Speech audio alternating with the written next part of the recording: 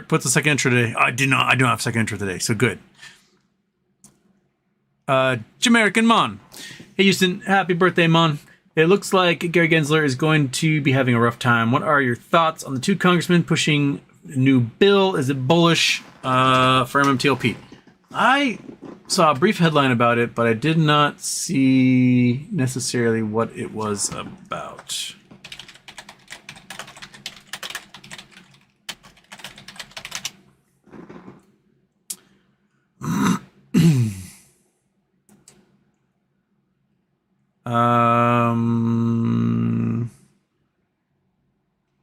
Newsmaker builds SEC Stabilization Act to get rid of Gary Gensler. So, United States Rep. Warren Davidson has introduced the SEC Stabilization Act into the House of Representatives. That's on June 12th. One of the bill's main provisions is to fire Securities Exchange Commission SEC Chair Gary Gensler. U.S. capital markets must be protected from a tyrannical chairman, including the current one. That's why I'm introducing legislation to fix the ongoing abuse of power and ensure protection that is the best interest of the market for years to come. It is time for real reform and to fire Gary Gensler as the chair of SEC.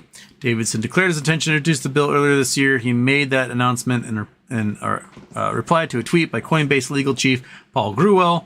Representative Tom Emmer is the co-author of the bill. Emmer said the SEC Stabilization Act will make common sense changes to ensure the SEC's priorities.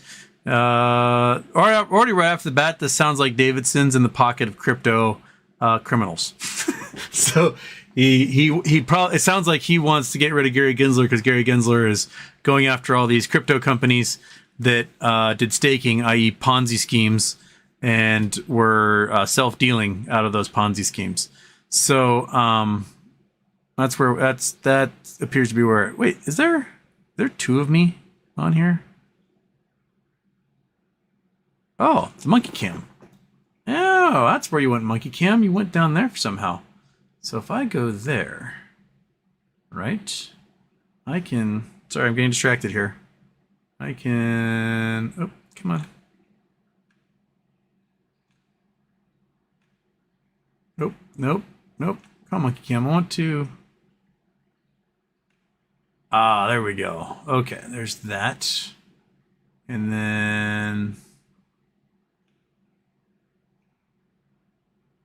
Come on. Okay. Put you back up in the corner. There's the Monkey Cam. Okay.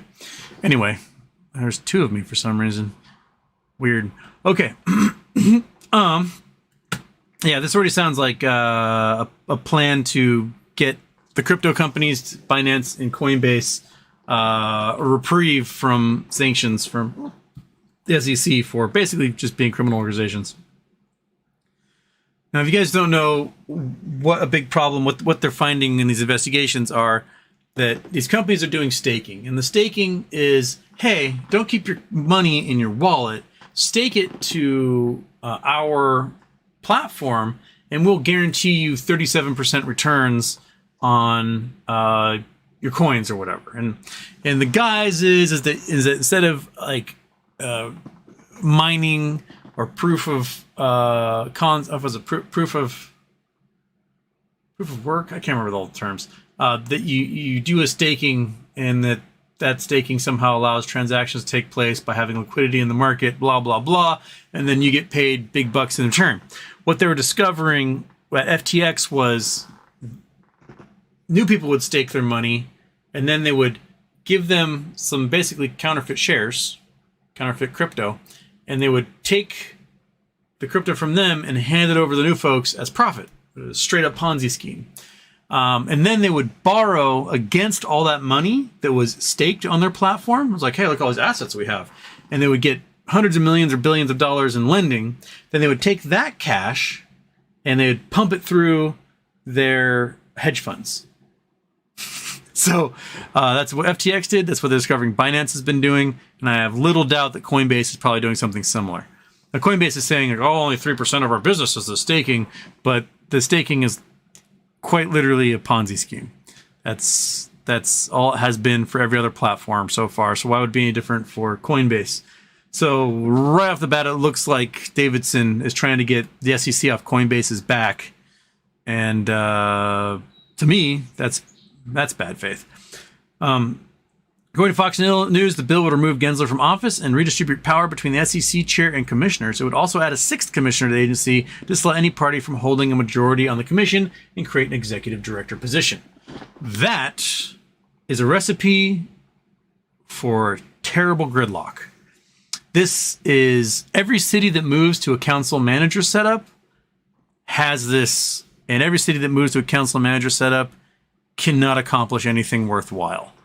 Bainbridge Island moved to a council manager setup, and our city has been ground to a halt in the 20 years since then. It's been an absolute disaster. We used to have a mayor and council members, and the mayor was the elected executive, and they could veto stuff passed by the legislature. They had power to like kind of get things done. We had a captain of the ship, and then we went to this council manager setup, and now we have councilors, a whole bunch of council members with one ceremonial mayor each year who does not have the mayoral powers, and a city manager. And the city manager has no ability to affect change whatsoever. Basically, their job is the council votes on something. The city manager says, that's really dumb, it's going to hurt everybody, and the council votes for it anyway.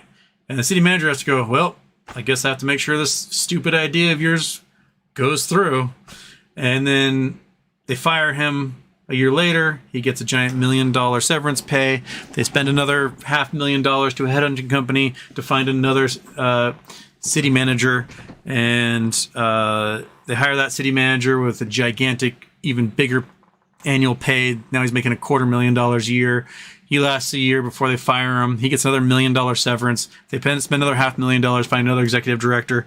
And it just goes on and on and on and on. So having an even number of commissioners means you're always going to have a 3-3 vote every single time, because they're going to put the most partisan people they can in that position, and you're never going to get any decisions done whatsoever. So already a terrible idea right off the bat.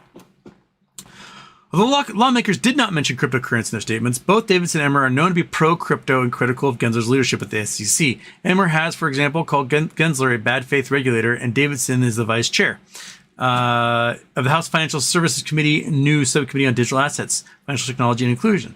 SEC spokesman declined to comment when approached by Cointelegraph. So, yeah, these are crypto bros. So they're not to be trusted.